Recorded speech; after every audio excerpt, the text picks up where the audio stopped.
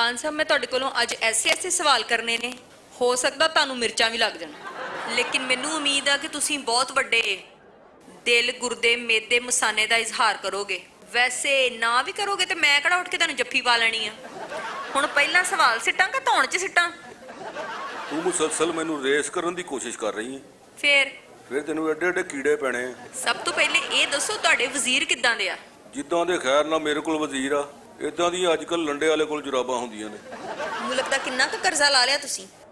ਲੈਣਾ ਤੇ ਪਤਾ ਨਹੀਂ ਕਦੋਂ ਆ, ਹੁਣ ਤੇ ਇਹ ਸੋਚੀਦਾ ਕਿ ਲੈਣਾ ਕਿੱਥੋਂ ਕਿੱਥੋਂ ਆ। ਤੁਹਾਡੇ ਬਾਰ-ਬਾਰ ਕਹਿਣ ਦੇ ਬਾਵਜੂਦ ਮਹਿੰਗਾਈ ਕਿਉਂ ਵਧੀ? ਇਹਦਾ ਹੁਣ ਜਵਾਬ ਨਹੀਂ, ਇਹਦੇ ਹੁਣ ਹੱਥ ਜੋੜਨੇ ਬਣਦੇ ਆ। ਮੈਨੂੰ ਮਾਫੀ ਦੇ ਦਿਓ ਭਾਈ। ਮੀਆਂ ਨਵਾਜ਼ ਸ਼ਰੀਫ ਤੁਹਾਡੇ ਹੱਥੋਂ ਨਿਕਲ ਗਿਆ, ਉਹਨੂੰ ਹੁਣ ਕਿੱਦਾਂ ਵਾਪਸ ਲਿਆਓਗੇ? ਉਹ ਮੈਂ ਕਾਹਤੋਂ ਲਿਆਵਾਂ, ਮੇਰੀਆਂ ਉਹਨੇ ਪੀਣੀਆਂ ਕੁੱਟਣੀਆਂ ਨੇ। 2.5 ਸਾਲਾਂ 'ਚ ਕਿਸੇ ਕੋਲ 1 ਰੁਪਈਆ ਤੇ ਤੁਸੀਂ ਕਢਾ ਨਹੀਂ ਸਕੇ। ਇਲੈਕਸ਼ਨ ਤੋਂ ਪਹਿਲੇ ਤੇ ਤੁਹਾਡੇ ਕੋਲ ਬੜੇ ਸਬੂਤ ਸੀ। ਉਹ ਤੇ ਐਵੇਂ ਬਲਫ ਮਾਰਿਆ ਸੀ। ਮੈਨੂੰ ਕੋਈ ਵੀ ਆ ਕੇ ਰਿਪੋਰਟ ਫੜਾਉਂਦਾ ਸੀ, ਮੈਂ ਯਕੀਨ ਕਰ ਲੈਂਦਾ ਸੀ। ਆਟੇ ਤੇ ਚੀਨੀ ਦੇ ਬੁਹਰਾਨ ਦਾ ਤੁਸੀਂ ਕਿਹਾ ਸੀ ਕਿ ਮੈਂ ਮੁਜਰਮਾਂ ਨੂੰ ਸਾਹਮਣੇ ਲੈ ਕੇ ਆਵਾਂਗਾ। ਉਹ ਬੀਬੀ ਮੇਰੇ ਸਾਹਮਣੇ ਤੇ ਕੋਈ 500 ਰੁਪਇਆ ਉਧਾਰ ਲੈ ਲਵੇ, ਉਹ ਨਹੀਂ ਆਉਂਦਾ। ਵੈਸੇ ਵੀ ਇਹਦੇ 'ਚ ਕੋਈ ਆਪਣੇ ਸ਼ੁਤਰਮੁਰਗ ਨਿਕਲ ਆਏ ਸੀ। ਤੁਸੀਂ ਇੱਕ ਅੱਛਾ ਕੰਮ ਵੀ ਕੀਤਾ ਦਰਖਤ ਲਾਉਣ ਵਾਲਾ, ਉਹਦੇ ਬਾਰੇ 'ਚ ਕੀ ਕਹੋਗੇ? ਨਾ ਜੀ ਨਾ, ਉਹ ਵੀ ਸਾਰੇ ਸਿਰਫ ਕਾਗਜ਼ਾਂ 'ਚ ਲੱਗੇ ਨੇ ਜਾਂ ਫਿਰ ਬੱਕਰੀਆਂ ਖਾ ਗਈਆਂ ਨੇ। ਅੱਛਾ, ਤੁਸੀਂ ਪੁਲਿਸ ਨੂੰ ਬੜਾ ਸੈੱਟ ਕਰ ਦਿੱਤਾ ਹੈ, ਉਹਦੇ ਬਾਰੇ 'ਚ ਕੀ ਕਹੋਗੇ? ਕਾਹਦਾ ਸੈੱਟ? ਮਾਸੂਮਾਂ ਨੂੰ ਮਾਰੀ ਜਾ ਰਹੇ ਨੇ, ਨਾਲੇ ਇਹਨੂੰ ਪੁਲਿਸ ਕਹਿੰਦਾ ਕੌਣ ਆ? ਇਹ ਤਾਂ ਸਾਰੀ ਪੁਲਿਸ ਆ। ਮੌਸੀਕੀ ਦੇ ਵਿੱਚ ਤੁਸੀਂ ਕਿਸ ਗੁਲੂਕਾਰ ਨੂੰ ਪਸੰਦ ਕਰਦੇ ਹੋ? ਅੱਗੇ ਤਾਂ ਮੈਨੂੰ ਇਬਰਾਰੁਲ ਹਕ ਪਸੰਦ ਸੀ, ਲੇਕਿਨ ਅੱਜ ਕੱਲ ਮੈਂ ਅਤਾਉੱਲਾ ਨੂੰ ਸੁਣ ਰਿਹਾ। ਤੁਹਾਡਾ ਫੇਵਰਟ ਰੰਗ? ਮੇਰਾ ਫੇਵਰਟ ਰੰਗ ਉਹ ਆ ਜਿਹੜਾ ਹਮੇਸ਼ਾ ਉੱਡਿਆ ਰਹਿੰਦਾ। ਅੱਛਾ, ਫਿਰਦੌਸ ਆਸ਼ਿਕ ਅਵਾਨ ਦੇ ਬਾਰੇ 'ਚ ਇੱਕ ਜੁਮਲਾ। ਵੱਡਾ ਸਪੀਕਰ। ਤੁਸੀਂ ਕਿਹਾ ਸੀ ਸ਼ੇਖ ਰਸ਼ੀਦ ਅਰਗਿਆਂ ਨੂੰ ਤੇ ਮੈਂ ਚਪੜਾਸੀ ਵੀ ਨਾ ਰੱਖਾਂ। ਨਹੀਂ, ਅੱਜ ਕੱਲ ਤੇ ਮੈਂ ਰੱਖ ਰਿਹਾ ਵਾ। ਅੱਛਾ, ਮੌਲਾਨਾ ਫਜ਼ਲੁਰ ਰਹਿਮਾਨ ਦੇ ਬਾਰੇ 'ਚ ਮੈਂ ਤੁਹਾਨੂੰ ਕੁਝ ਅਹਿਮ ਸਵਾਲ ਕਰਨਾ ਚਾਹੁੰਦੀ ਹਾਂ। ਸਿੱਧੀ ਤਰ੍ਹਾਂ ਕਹਿ ਕੇ ਮੈਂ ਥੱਪੜ ਖਾਣੇ ਆ। ਤੁਹਾਨੂੰ ਕੀ ਕਹਿੰਦਾ ਹੈ? ਕੁਛ ਨਹੀਂ, ਬਸ ਮੈਨੂੰ ਹਲਵੇ ਵਾਂਗੂ ਪੈਂਦਾ। ਤੁਸੀਂ ਕਿਹਾ ਸੀ ਕਿ ਮੋਦੀ ਦੁਬਾਰਾ ਆ ਜਾਏ ਤੇ ਜ਼ਿਆਦਾ ਅੱਛਾ ਹੈ। ਆਹੋ ਕਿਹਾ ਸੀ। ਹੁਣ ਉਹਦੀ ਹਕੂਮਤ ਦੇ ਖਿਲਾਫ ਕਿਉਂ ਹੋ? ਮੈਂ ਉਹਦੀ ਹਕੂਮਤ ਦੇ ਨਹੀਂ, ਉਹ ਚਿੱਬੜ ਦੇ ਖਿਲਾਫ। ਤੁਸੀਂ ਕਸ਼ਮੀਰ ਦਾ ਮੁੱਦਾ ਅਕਵਾਮੇ ਮੁਤਹਿਦਾ ਦੇ ਅੱਗੇ ਰੱਖਿਆ, ਉਹਨਾਂ ਨੇ ਤੇ ਕੱਖ ਵੀ ਨਹੀਂ ਕਰਨਾ। ਆਹੋ ਇਹ ਤੇ ਮੈਨੂੰ ਪਤਾ, ਸਭ ਡਰਾਮਾ।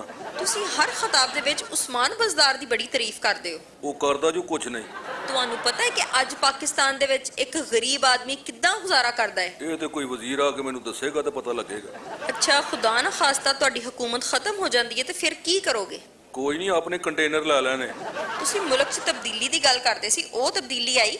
ਬਿਲਕੁਲ ਆਈ ਆ। ਹਕੂਮਤ ਤਬਦੀਲ ਨਹੀਂ ਹੋ ਗਈ। ਅੱਛਾ, ਰਾਹ 'ਚ ਜਾਂਦੀਆਂ ਤੁਹਾਡੀ ਕੋਈ ਕਮੀਜ਼ ਪਾੜ ਦੇ ਤੇ ਕੀ ਕਰੋਗੇ? ਮੈਂ ਅੱਗੋਂ ਉਹਦੀ ਸਲਵਾਰ ਪਾੜ ਦਿਆਂਗਾ।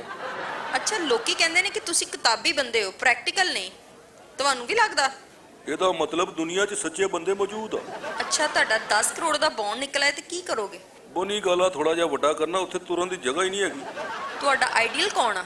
ਆ ਜਿਹੜਾ ਮੈਂ ਨਵਾਂ ਇਮਰਾਨ ਖਾਨ ਯਾਦ ਕੀਤਾ, ਉਹ ਮੇਰਾ ਆਈਡੀਅਲ ਆ। ਕਰਾਚੀ ਦਾ ਕੂੜਾ ਨਾ ਪਿਛਲੀਆਂ ਹਕੂਮਤਾਂ ਖਤਮ ਕਰ ਸਕੀਆਂ ਤੇ ਨਾ ਤੁਸੀਂ ਖਤਮ ਕਰ ਸਕੇ।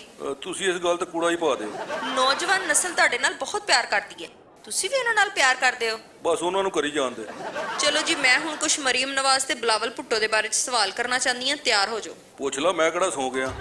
ਤੁਹਾਡੇ ਅੰਦਾਜ਼ੇ ਨਾਲ ਅਗਲਾ ਵਜ਼ੀਰ ਆਜ਼ਮ ਬਿਲਾਵਲ ਬਣੇਗਾ ਜਾਂ ਮਰੀਮ ਨਵਾਜ਼? ਕਿਉਂ, ਮੈਂ ਮਰ ਗਿਆ? ਕਾਲੀ ਜ਼ਬਾਨ ਵਾਲੀ ਹੈ। ਮਰੀਮ ਨਵਾਜ਼ ਦੇ ਜਲਸਿਆਂ 'ਚ ਤੇ ਬੜੀ ਤੇਜ਼ੀ ਆ ਗਈ ਹੈ। ਇਹੋ ਜੀਆਂ ਤੇਜ਼ੀਆਂ ਵਿਖਾ ਕੇ ਮੈਂ ਠੇਡੇ ਖਾ ਚੁੱਕਿਆ ਹਾਂ। ਤੁਸੀਂ ਇਕੱਲੇ ਸੀ, ਇਹ ਹੁਣ ਸਾਰੇ ਰਲ ਗਏ ਨੇ। ਮੈਨੂੰ ਤੇ ਇਹ ਲੱਗਦਾ ਤੁਹਾਨੂੰ ਕਿਤੇ ਸਿੱਟ ਹੀ ਨਾ ਦੇਣ। ਸ਼ਕਲ ਚੰਗੀ ਨਾ ਹੋਵੇ ਤੇ ਗੱਲ ਚੰਗੀ ਕਰਿਆ ਕਰ। ਜਵਾਬ ਦਿਓ। ਬੀਬੀ, ਫਿਰ ਮੇਰੇ ਵੱਲੋਂ ਤੈਨੂੰ ਜਵਾਬ ਹੀ ਹੈ। ਮਰੀਮ ਦੀ ਸਪੀਚ ਤੇ ਅੱਛੀ ਹੁੰਦੀ ਹੈ। ਕਿਉਂ, ਮੇਰੀ ਤਕਰੀਰ ਤੇ ਬੱਚੇ ਸੌ ਜਾਂਦੇ ਆ। ਵੈਸੇ ਮੈਨੂੰ ਤੇ ਅਗਲੀ ਵਾਰੀ ਬਿਲਾਵਲ ਦਾ ਚਾਂਸ ਜ਼ਿਆਦਾ ਲੱਗਦਾ ਹੈ। ਕਾਹਦਾ ਚਾਂਸ? ਉਹ ਮੂੰਹ ਨਾਲ ਹਾਥੀ ਚੁੱਕ ਲੈਂਦਾ। ਦੱਸ। ਦਰਅਸਲ ਉਹ ਗਰੀਬਾਂ ਦੀ ਗੱਲ ਕਰਦਾ ਹੈ, ਇਸ ਲਈ। ਉਹ ਪੀਪਲ ਪਾਰਟੀ ਦਾ ਤਾਂ ਕੰਮ ਹੀ ਗਰੀਬਾਂ ਦੀ ਗੱਲ ਕਰ ਕਰਕੇ ਗਰੀਬਾਂ ਦੀ ਖਾਲ ਲਾਉਣਾ। ਨਹੀਂ ਹੋ ਸਕਦਾ ਨਾ ਅੱਬੇ ਦੀ ਕਮਾਈ ਵੇਖ ਕੇ ਰੱਜ ਗਿਆ ਹੋਵੇ। ਲੈ, ਇੱਥੇ ਸਾਰਿਆਂ ਨੂੰ ਪਤਾ ਖੂਨ ਪੀਣ ਵਾਲੀ ਡੈਨ ਕਦੀ ਜੂਸ ਪੀਂਦੀ। ਉਹ ਬੀਬੀ ਸਵਾਲ ਕਰ, ਜੁੱਤੀਆਂ ਖਾਣ ਵਾਲੇ ਕੰਮ ਨਾ ਕਰ। ਸੌਰੀ ਭਾਈ। ਲਓ ਜੀ, ਇੰਟਰਵਿਊ ਮੁਕੰਮਲ ਹੋ ਗਿਆ। ਚਲੋ ਜੀ, ਖੈਰ ਨਾਲ ਜਾਓ। ਅੱਗੇ ਹੀ ਪਾਕਿਸਤਾਨੀ ਡਿੱਕਣ ਦੇ ਨੇ ਵੀ ਕਰੋੜ ਨੌਕਰੀਆਂ ਦੇਣ ਵਾਲਾ ਕਿੱਥੇ ਗਿਆ।